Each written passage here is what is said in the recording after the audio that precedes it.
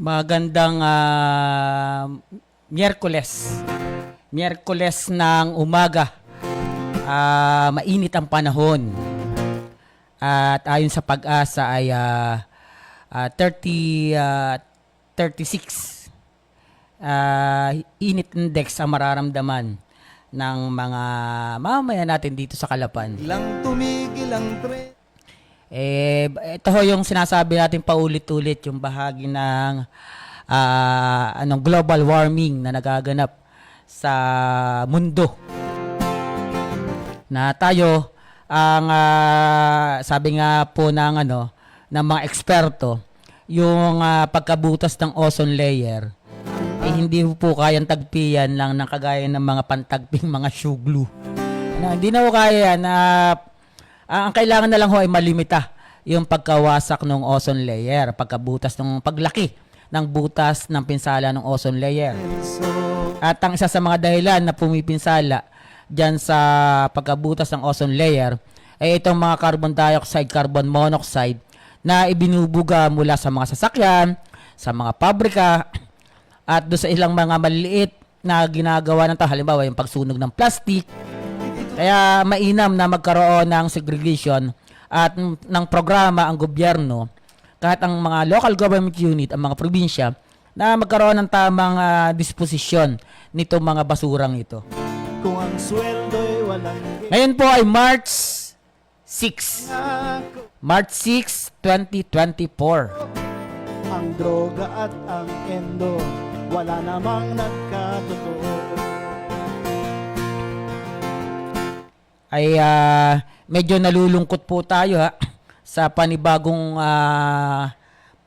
kaso ng pambubuli nitong China Coast Guard sa West Philippine Sea. Tayo At naganap ito ko kahapon na ang masama po nito ay ikinasugat na ng 4 na tauhan ng Philippine Coast Guard at pagkasira ng bubog ng windshield nitong barko ng Pilipinas na sana ay maghahatid ng supply sa ilang mga kasundaluhan at mga mangisda dyan sa West Philippine Sea. bago.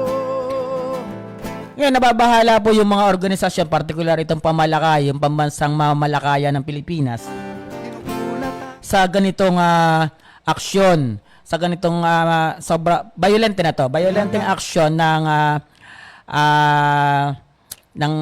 China Coast Guard. natin Kasi po imagine niyo po kung itong mga mangingisda natin, maliliit nating mga mangingisda na kasapi ng pamalakaya ay natatakot sila, nababahala dahil nga po sa kung yung mga kasundaluhan natin na sa dagat, itong Philippine Coast Guard, itong mga Navy ay kayang-kayang bulihin ng ganito na lang ng China na ay what if yung mga kapatid nating mga mangingisda na kung maaalala nyo po nung time ni Duterte ng dating Pangulong Duterte may mga nag-viral dyan na hinaharang yung ating mga kapatid na mga mangingisda nitong Chinese Coast Guard at kinukuha yung kanilang mga huling isda. Nung time nitong nung time na nitong si Bongbong Marcos, ang presidente ng Pilipinas, yung kaso naman na hinarang din yung mga kapatid nating mga mangingisda ng China Coast Guard at kinuha yung mga shell, yung mga taklobo na nakakuha nito mga kapatid nating mga mangingisda diyan sa West Philippine Sea. Kaya ang panawagan ng pamalakaya magkaroon na ng aksyon itong Pilipinas. Sabi na tayo naman, hindi nga sabi nga nitong si Senador Tolentino, kailangan magkaroon ng panawagan yung ating mga kakamping mga bansa o kahit hindi kakamping bansa na mali ang ginagawa nitong China. Ngayon, sa paanong paraan?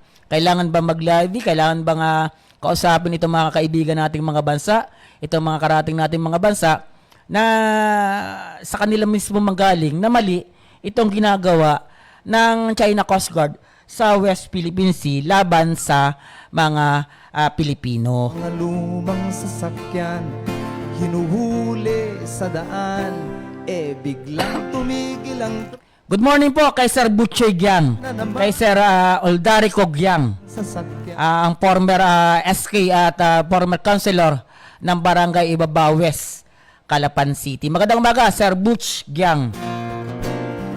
Kailan ka ang ginda? Kailan ang ginda dyan sa paborito mong lugar sa Occidental Mindoro? Siyempre kay Sir Julius, Alea Marasigan. Ang palas Na ito yung taga Aljazeera ito eh. Lahat ng info nito binabato sa amin eh. ating Magandang umaga, Sir Julius Alea Marasigan. pagbabago. Kung may pakana po, tsak nasasama kami ni Sir Noni. Ni Sir Noni Talavera na ngayon ay nandyan sa Maria Estrella. Kumusta po? Sir Noni Talavera. And get well soon po kay Madam Principal Loida Pedrosa ng Barangay Kalubayan, Socorro. Kung ang Tsaka syempre kay Kuya Nitoy. Pagaling po kayo, Madam. At yan naman ay sabi nga ho natin, palakas, pagaling, at habang may benepisyo pa na natatanggap sa gobyerno bilang teacher, ay gawin natin ho ng mas maayos para sa ating mga kalusugan. Kaya kay Madam Loida Pedrosa, get well soon po, Madam. Pagaling po kayo, pray lang. ba ang dahilan ng gulo at kahirapan? Forma ba ng pamahalaan o namumunong kawatan? Oh, nagbabago. Sama-sama na po ito, no? Tandaan niyo po nung time na nung presidente itong si Pangulong Duterte Pagbabago. at religious advisor niya itong si Apollo Kibuloy ng Kingdom of Jesus Christ.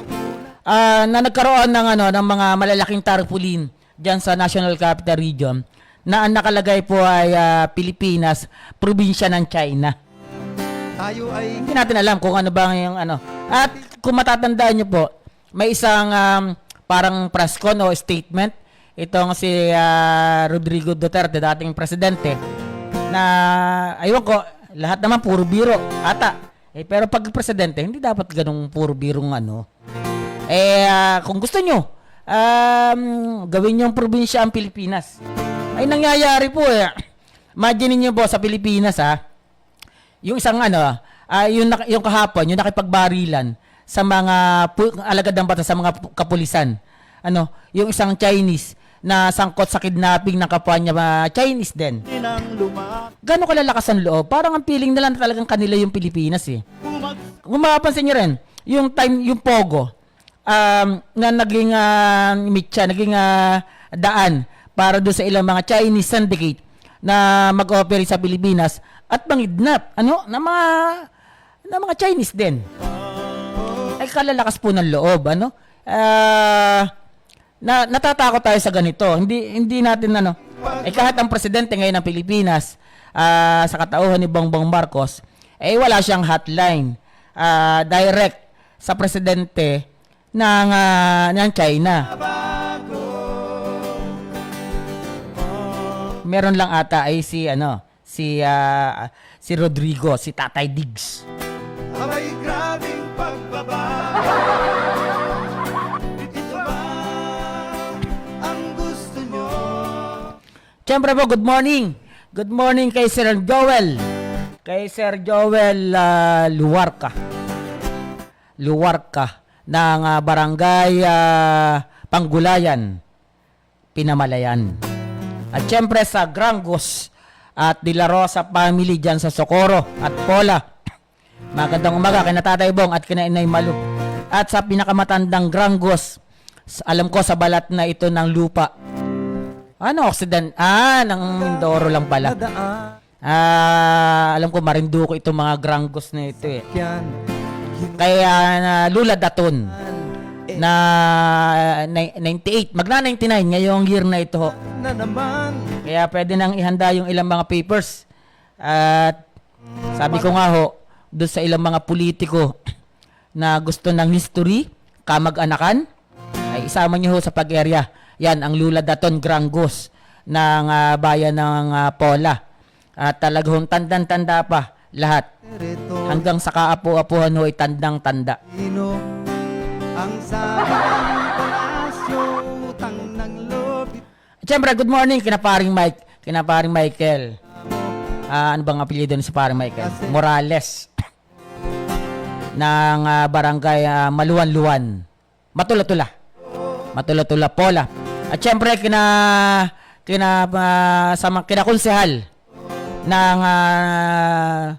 ng barangay Tagbakin. Bago, Kina konsehal Manny. Magandang umaga po sa inyo. At syempre sa aming kumpare, kay paring konsehal Limuel Mamposte ng Barangay Panikihan. anong Nakita ho kami niya noong February 26. Ay medyo hindi na ho nakapag-usap ng mahaba dahil busy nga po dun sa kay Madam Ina, kay Mayora Ina Cruz na activity yung lifting of municipalities climate lifting of municipalities Kongreso, baguhin ang gobyerno, federalismo na tayo. Ano ba ng state of calamity, lifting of municipalities state of calamity or na ginanap ng February 26. laan? Actually, maganda yung naging activity. Una, yung promotion ng bagong Pola, yung ganda ng Pola. At kahit tayo, sabi nga ho natin dito sa ating programa, ay tayo naman ho ay halos sa 9 na taon, paikot-ikot dyan sa Pola at Socorro. Nakita ho naman natin yung ganda talaga nitong Pola. Kahit nga sabi nga ho natin, kahit walang naikwento na natin before nga po pandemic nung COVID-19 pandemic nagbo-boom na itong part ng halimbawa yung sa May Misong, yung Bihiya Resort diyan, yung Tagumpay, yung Barangay Tagumpay, yung White Sand nila diyan, at saka yung mga imagine niyo po nandoon ka sa resort nasa Tagumpay, nandoon ka sa Bihiya, lumaot-laot ka lang ho ng kaunti. Dati makakakuha ka ho dyan ng mga shell na napakasarap ay lalagyan mula ng luya at saka kahit anong talbos. Wag lang talbos ng lipa, ay napakasarap na ho. Wag At mura. Mura ho. At kahit kayo ho, kung kayo mapasyal, sayang. aywan ko lang ho ngayon na ito nga, nagkaroon nga ng oil spill. At yung nangyari nga ho February 26, activity nitong ng Pola sa pamumuno ni Mayora Ina at saka ng Sangguniang Pambayan ng Pola sa pamumuno naman ni Vice Mayor Marvin Rivera at kanyang mga konsehales, natutuwa tayo na ang mayor na activity ay una ay yung syempre yung pagsasampa ng kaso laban dito sa company nung MTM-3 tanker na may daladala ng langis. At ikalawa, syempre, yung promotion nung ganda nung Pola. Good morning kay JB Pahutal. At syempre dito kay Romilo Pahutal sa Pahutal family dyan sa bayan ng Pola sa barangay Maluwan-Luwan. Magandang umaga po sa Pahutal family, sa mga Tiyo Delpin. Magandang umaga po sa inyo. Siyempre, baka magkalimutan sa aming kay Pastor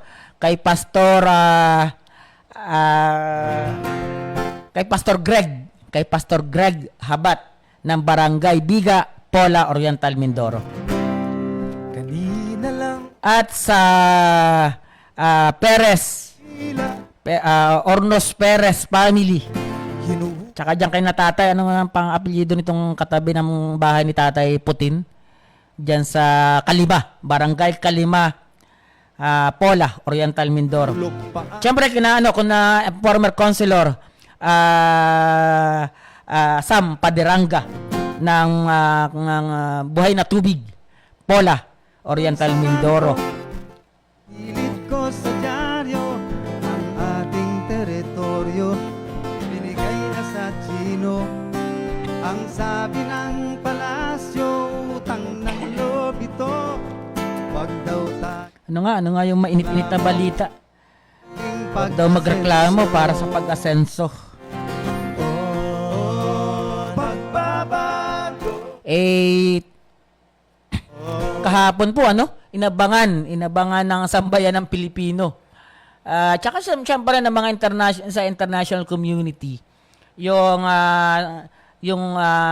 imbitasyon, yung sabuyan na ng Senate para harapin nitong si Apollo Quiboloy ang akusasyon sa kanya hinggil dito sa sexual abuse at human trafficking, child labor, child abuse sa kanyang mga member. Hindi humarap. Bagkos ang humarap ay yung abogado niya at nagpresenta lang at nagbigay sa komite ng letter nang hindi pagsang-ayon sa patawag. Gobyerno federal. Ngayon, syempre, ang aling Risa Hontiveros, ang senadora, syempre naasar na rin, napipikon na rin, napipika. ng pamahay. Isinight for contempt itong si Quiboloy. Dahil nga sa actually pambabastos nga yun eh. Kung wala ka gang kasalanan, ba't hindi ka gana dumalo? At sasabihin mo ay namimiligro ang iyong seguridad dahil may gustong tumangka sa iyong buhay. Nandiyan naman sina Robin Hood. Si Senador Robin Padilla naman ay tumutol sa pag-cite for contempt nitong si Senadora Risa Hontiveros. Kung sinagalit ang totoo. Ngayon, ang binabanggit nga ho ng Robin Hood na may 30 milyong boto mula sa mga Pilipino at nag-number 1 noong 2022 senatorial election, presidential election at senatorial election. Ano po, kumusta mamayang Pilipino? Hindi po ba lugi? Yon. Tumutol sa pagdedeklara nitong si Risa Hontiveros na isite for contempt itong si Apollo Quiboloy. Ano ba yon? Ano bang hindi wala tayong alam mismo masyado at hindi naman tayo abogado. Ano ba yon? Parang warrant of arrest o ang pwedeng humuli lang ay yung Senate parang kasi yun na sinasabi ni Robin Hood, ni Senator Robin. Hindi siya sang-ayon doon sa warrant of arrest laban kay Quiboloy. Ako'y grabing pagbabago. Pero ang sinasabi ng Senate, kung may tumutol na isang senador na isite for contempt itong si Apollo Quiboloy, kailangan magpaliwanag 7 days ang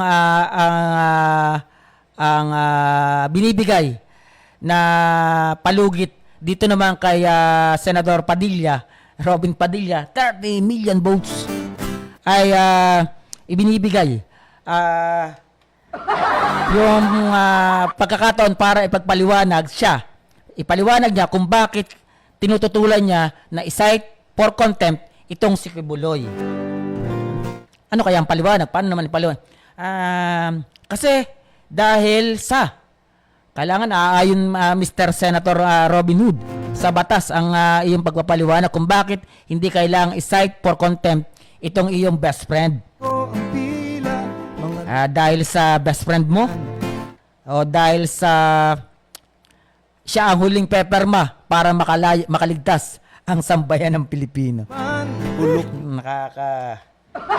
Ayos nga rin tayo natutuwa tayo Yung nanay ko po kasi 76 years old na yon. Magse-76. O nga pala, itong March 18. March 18, 76 years old na itong nanay ko eh. Pero ano yan, masipag pa rin manood ng mga balita. Lobito. At may dalawa lang inaabangan ng teleserye lagi yan eh. Sa telebisyon, araw-araw. Pero sa balita ho, ay talagang iyamot na iyamot siya.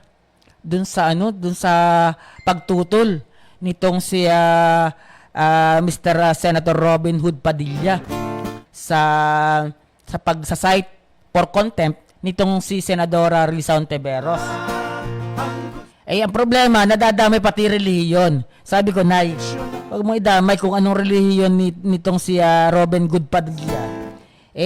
Siyempre, asar din, galit din dyan. Tampo rin, yung mga kapwa niya, hindi naman ho yung relihiyon dahilan dyan. Ang dahilan ho dyan ay yung kanilang tropa-tropa, kaibigan na movement.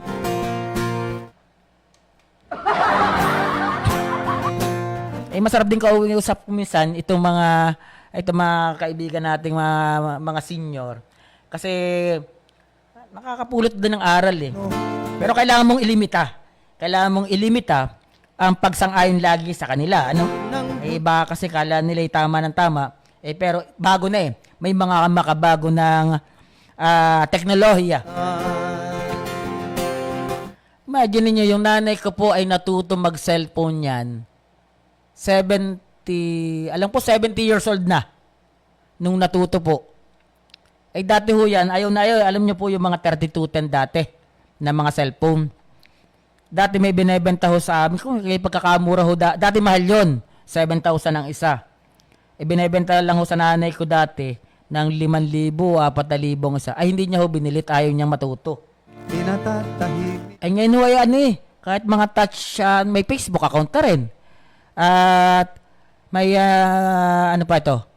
At magandang-gandang klase rin ng cellphone. Binili ho nung aking kapatid na bunsong babae. Ngayon ho ay mas magaling pa ho sa akin mag-cellphone. Kaya minsan, minumura yung kanyang mga apo dahil daw puro cellphone, napapabayaan ng pag-aaral.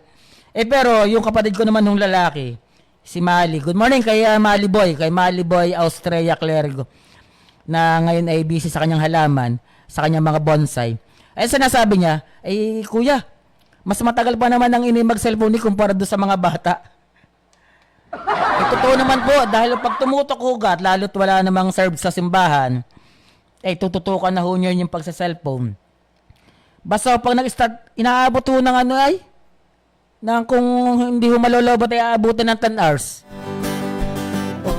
Kaya kung minsan ho, yung amin ho ay sabi nga namin, pag pinagsasabihan nyo, tama naman, pinagsasabihan yung mga apo na tigil-tigil ang pag-cellphone, nakakalabo ng mata, unahin ang assignment, unahin ang pag-aaral, unahin ang pagkain.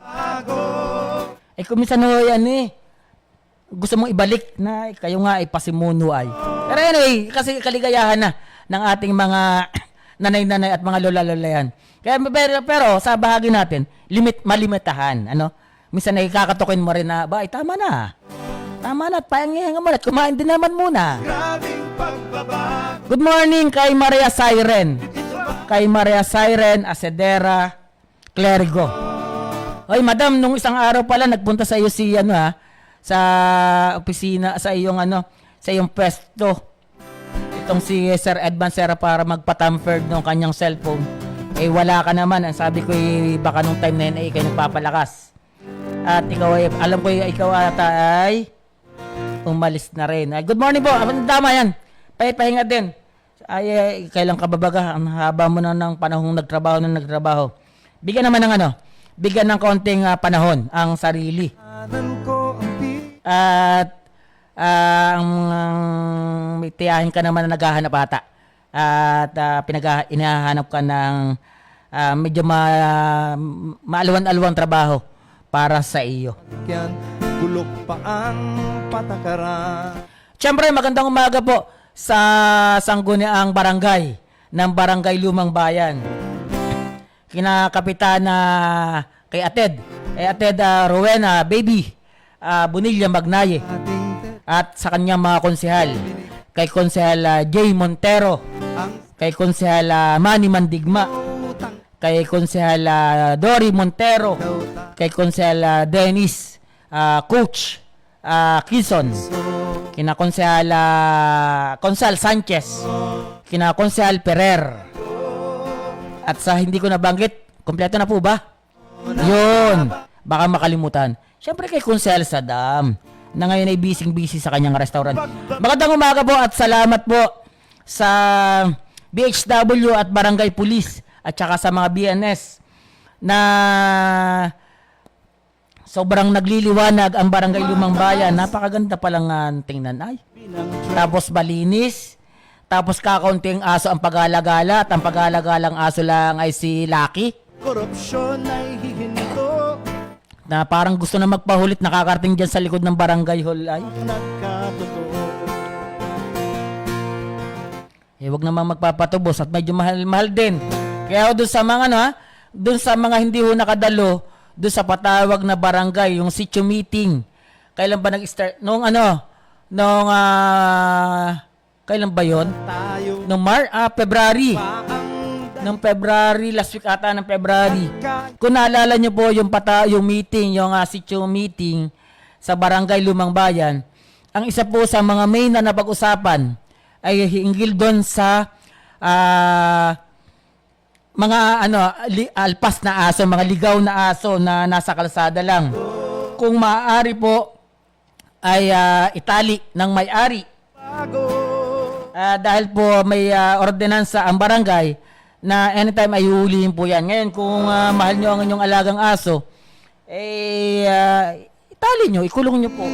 Or, sobra namang kakaawa din naman yung mga aso na nakatali o nakakulong. Parang tinanggalan mo na rin ng karapatan. Pero, yung sinasabi ho ng barangay, ay para din ho sa ito nga nangyayaring tag-init, El Nino, mas matindi ho ang rabies ng mga aso. Kaya siguro panawagan na rin doon sa mga dito sa Barangay Lumang Bayan at siguro sa lahat ng barangay pakitali din po o pakialaga ng inyong mga alagang aso. Kasi bukod sa sanhi po ng itong mga rabies, natatakot tayo, sanhi rin po ng mga aksidente. karapatan din Siyempre tayo nagpapasalamat dito sa mga barangay police na tura sa barangay official, BHW, BNS, sa lahat ng mga opisyales ng Barangay Lumang Bayan na naglinis nitong drainage canal dito sa may part ng Teachers Village. ako'y grabing pagbabago. Sana syempre yung matagal na nating hinihiling sa barangay na matambakan kasi yung lote nung ating isang kapatid nagmistulang septic tank na nung Barangay Lumang Bayan. Anyway, kasi may problema din ho doon sa sunod na lote na nadadaanan. Although yung lote ho nung namin ay idonate sa barangay para daanan nung tubig. Yung sunod naman nung lote ay parang hindi. Kaya hindi ho magkaroon ng agad ng proyekto o ng programa para maipaayos yung drainage. Anyway, sana naman maayos at may pangako naman si Kapitana para dito. Kanina lang umaga, nadaanan ko ang pila, mga lumang sasakyan, hinuhuli sa daan. Biglang tumigil ang tren, nasira na naman, bulok na nga ang sasakyan, bulok pa ang patakaran. Anong activity? Malapit na po ang foundation. March 21. Mambay Foundation Day ng Calapan City. ko sa dyan, At alam ko may activity ngayong March 6. Parang parade nitong search for Press from the farmers. Ano bang search yun? Maria Siren, ano bang meron na activity ngayon sa Calaban City? Regarding dito sa mga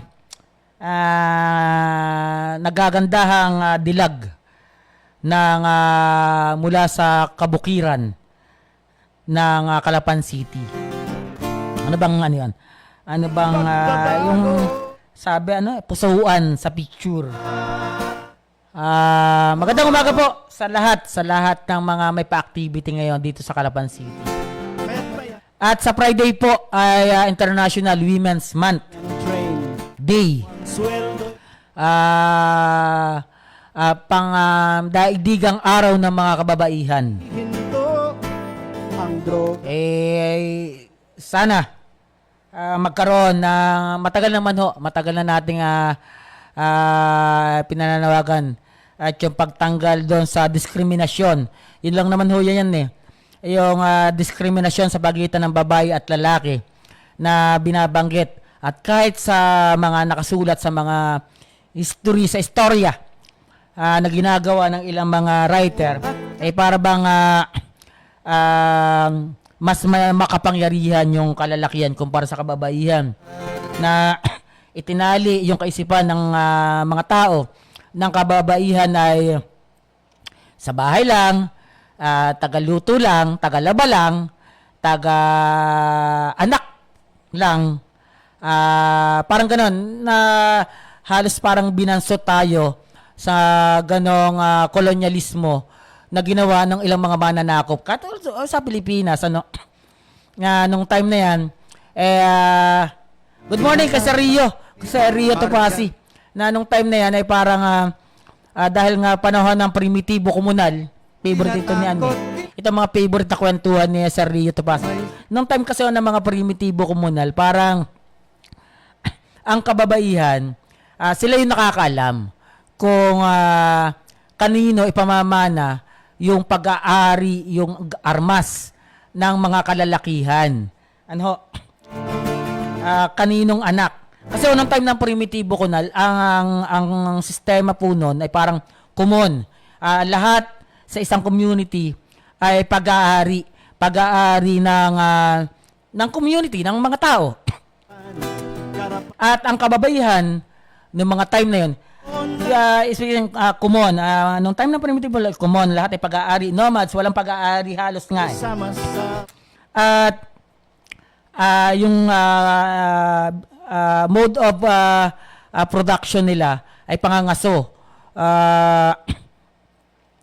Nanguhuli ang mga kalalakihan sa pamamagitan ng sibat o matatalas sa bagay gawa sa bato. At yung mahuhuli na dyan ay kakainin ng buong community. Pero noong time na yan, ang mga kababaihan po, ay kahit sino na kalalakihan ay pwedeng makipagsiping sa kanya. At yun lang po ang trabaho ng mga kababaihan noong time na yon. Sipingan, mag-alaga ng bata, maglaba, or kung ano man nun, basta siya lang ay sa bahay. Dumating yung time, syempre, may mga gamit pangangaso yung mga kalalakihan. Kaya yung kababaihan, ang malaking nakakaalam kung kanino niya ipamamana yung iiwan ng lalaki na mga armas. Kasi alam niya kung sino yung nakasiping niya at yung inanak niya nung time na yon, di doon yon sa anak yon nung kalalakihan na yon na may na pwedeng ipamana yung kanyang sibat or anumang gamit pangangaso ng mga time na yon. Yun po yung papel na bumansot sa kaisipan ng mga kababaihan ng time na yon. Kaya ngayon parang tanggalin yung balakid sa pagitan ng kababaihan at kalalakihan na yung diskriminasyon na mas malakas ang lalaki sa kababaihan. Meron nga po tayong Gabriela Silang Meron tayong Melchora Aquino. Mga bayani po yan. Sino pa? Meron tayong Commander Liwayway. Meron tayong Cory Aquino na naging presidente ng bansa. Meron tayong sa ilang mga bansa na ang kababaihan ay nire-respeto at tinuturing na isang may malaking ambag sa kasaysayan ng mga bansa. Kaya sa darating na March 8, sa kabuuan ng Marso, lagi-lagi buwan ng kababaihan nito. Ano? At kaya kay paring Julius Marasigan at kay Arnaldo Barrientos, Gusto mo. laging ihanda na hindi lang tuwing November 30 ang araw ng kalalakihan. May araw din ang kalalakihan itong March.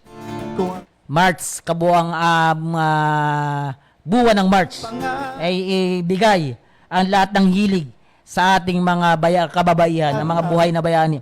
At syempre, majority pa rin ng mga guro sa Pilipinas at 80% rin yan ay kababaihan ay mataas na pagsaludo at pagrespeto sa mga kababaihang guro sa lahat, hindi man kababaihan o kalalaki, mga guro ng Pilipinas na patuloy na nagsusulong para sa kabutihang edukasyon ng mga kabataan. Magandang umaga po kina Madam Malu Marasigan Bakiran. Siyempre kay Madam Leonor Clergo de los Reyes. Diyan sa Ginubatan Elementary School. At dito kay Madam Malu dito sa Barangay Baliti Elementary School, Calapan City. ang gusto mo. Kinukulatan. Tayo ang Malilit. ngayon Tinatawag. yung profesyon bilang mga guro, bilang teacher. Tanda natin maliit pa ang bilang ng mga kalalakihan noon ang kumukuha ng kursong basic education, Bachelor of Education. Ngayon halos 70% halos 70-30 ay babaihan na kalalakihan ay kumukuha ng pagtuturo ng edukasyon ng Bachelor of Science in Education. Huwag kang magaling. At tayo ayos ang ating paninindigan na ito dapat, itong mga gurong ito ang binibigyan ng importansya rin ng gobyerno, itong sektor na ito, itong ahensya ng gobyerno, bigyan ito ng tayo matagal lang panawagan yan kahit ng Alliance of Concerned Teacher at saka ng nitong Makabayan Black na nagsusulong para itaas ang sweldo nitong mga kapatid nating mga teacher na ito sa ating bansa. Lalo pa at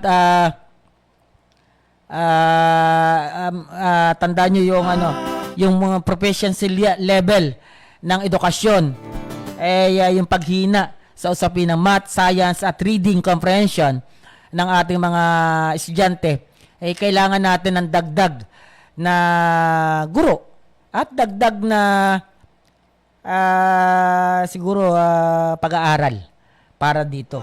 At ang hinihiling natin siyempre dagdag na sweldo para at benepisyo para dito sa mga buhay ng mga bayaning guro na alam natin at patuloy na nagde-develop, nagpapaunlad ng mga susunod na mga leader, susunod na mga abogado, susunod na mga doktor o inhinyero o ano pa ang profesyon o mga pulis o kasundaluhan. Sila ho yung mga nagde-develop ng mga bagong sibol, bagong henerasyon na magpapatuloy sa kaunlaran ng mga bansa Mga lumang at ng ating bayan. hinuli sa daan. Lang tumigil ang tren.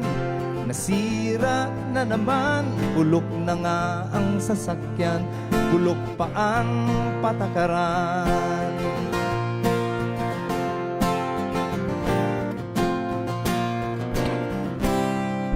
Tumambay doon.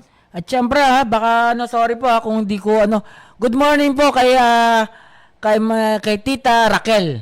Kay Tita Raquel Luz ng Barangay Panikihan. Hindi na tayo nakakabisita dito. Syempre, get well soon. Get well soon sa aking tiyahin. Kay Mami Josie Josepina Diamante Josepina Austria Pahutal. Syempre sa aking mga pinsan dyan sa Batangas. Kina Ate Alona kina Alona Diamante, Babago. kina Alona Austria Diamante. Siyempre sa aking mga pamangkin, kina Aldem, kina Allen, kina Alan, kina Anthony, kina sino pa? Kina Jambi, sino pa dyan? Kina basta, magandang umaga dyan sa inyo. Manang At lagi kayong ingat. At syempre, belated happy birthday kay paring Rio Topasi. Kay paring Rio, Panaligan Topasi ng Barangay Concepcion. Good morning po. Good morning sa, dyan sa MDRMO. MDRMO Nauhan. ang gusto ng Pangulo at mayorya ng Kongreso. At syempre, good morning din po. Good morning kay Ate Bikbik, Agdan Austria de Guzman, Kahirapan. na ngayon ay talagang busy sa kanyang dalawang supling. Oh, nagbabago.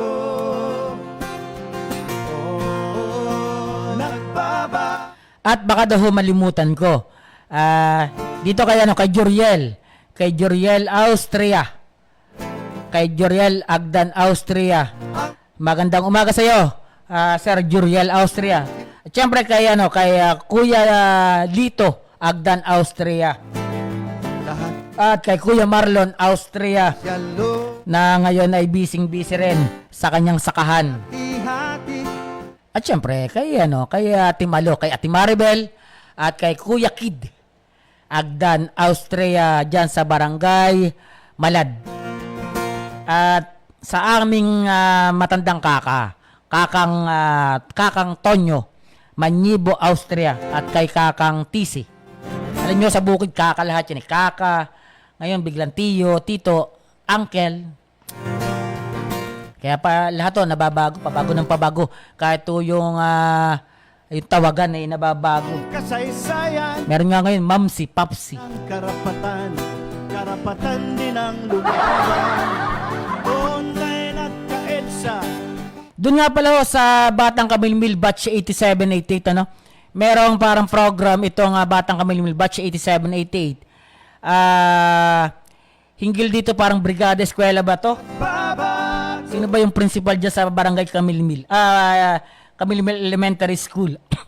Na parang nagre-request dito sa Batang Kamilmil Batch 8788 ng parang renovation ba o pintura ng mga silid-aralan. Dito sa Barangay Kamilmil. Yung elementary school. Kamilmil Elementary. At ang alam natin ay nag-pledge itong Batang Kamilmil Batch 8788 na pinamumunuan nitong sina Madam Malen Rance Haka at itong si El Presidente Gaylord Nituma ay parang nag-pledge ata ng suporta para do sa material para do sa ikakaganda ng mga school na pinagmulan nitong Batang Kamilmil Batch 8788. At dun sa ilang mga kung sino man ang merong donasyon, sabi ko nga sa inyo, ako'y moral. Napakadaming moral na naipasa, naibigay. Huli. Yung iba ho na kahit maliit-liit na brush, pintura, basahan para sa lakas paggawa o lakas sa tauhan. Makipag-ugnayan lang po kayo dito kaya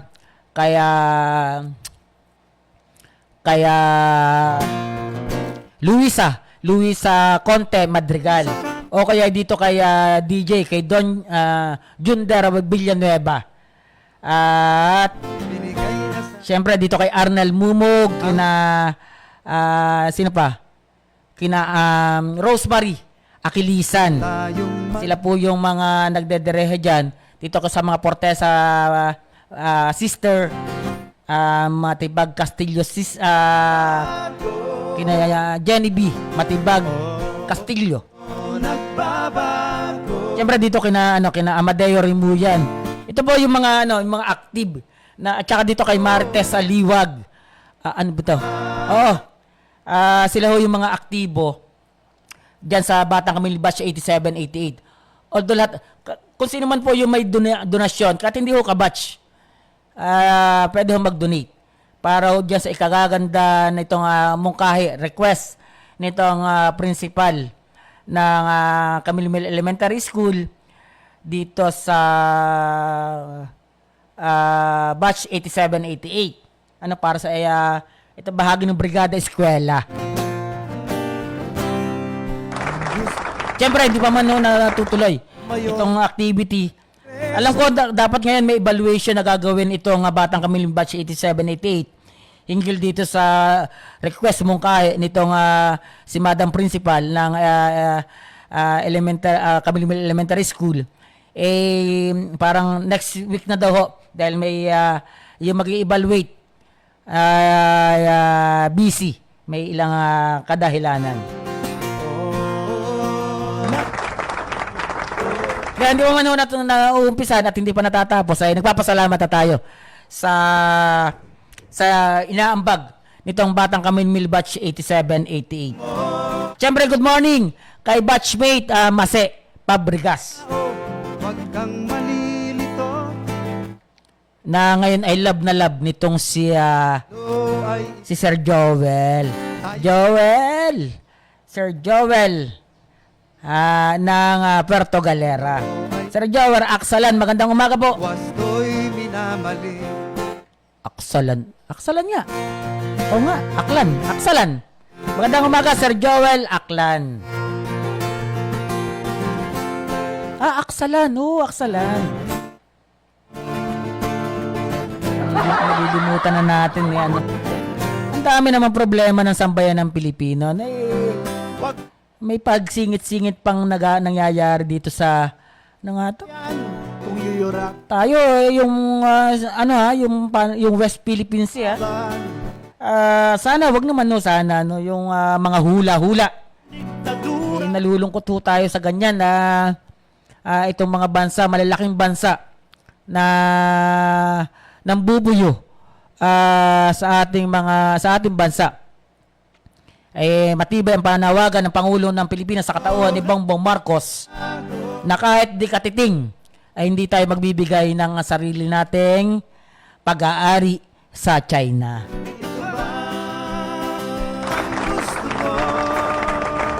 Sana Sana may mga ganong tapang ang ating mga namumuno sa bansa. Abay, grabing pagbabago. Ito ba ang gusto nyo? Yun laang. Hindi daw makakasama si Sir Noni Talavera at ayos na ang account ni Arnaldo Barrientos. Magandang umaga po sa inyo. San ba gayon?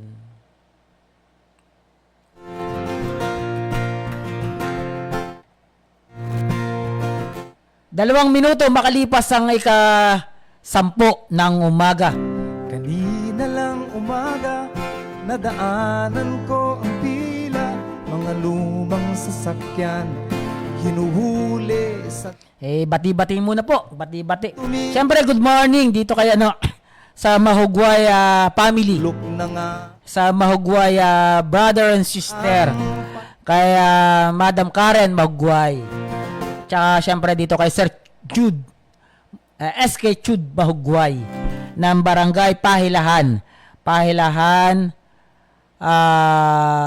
Pola. Oriental Mindoro. Binigay na sa Chino ang sabi ng palasyo, utang ng loob ito. Wag daw tayong magreklamo para sa ating pag-asenso. Next Saturday po doon sa programa namin saktong-sakto lang ni kasamang Ed Bansera. Tingnan ko kung makadalo ako noong sa Saturday, may lakad po ata Saturday at ilalabas po natin yung saktong-sakto lang. Tingnan natin At may interview tayo regarding dito sa nagaganap na El Nino sa part ng Mindoro. particular dito sa Occidental Mindoro at dito sa tatlong bayan ng Oriental Mindoro, Rojas, Mansalay, Bulalakaw, na sobrang sasalantahan na nararamdaman na itong El Nino phenomenon. Next Saturday po, kita-kita po tayo. At wala na po tayong oras. Ito po ang inyong lingkod, Omar Clergo. Magandang umaga po. Kami po ay naglilingkod sa Diyos, sa tao, sa kalikasan, at sa bayan. Muli po, ito ang inyong lingkod, Omar Clergo. Maraming salamat po. Ano ba ang dahilan ng gulo at kahirapan? Forma ba ng pamahalaan o namumuno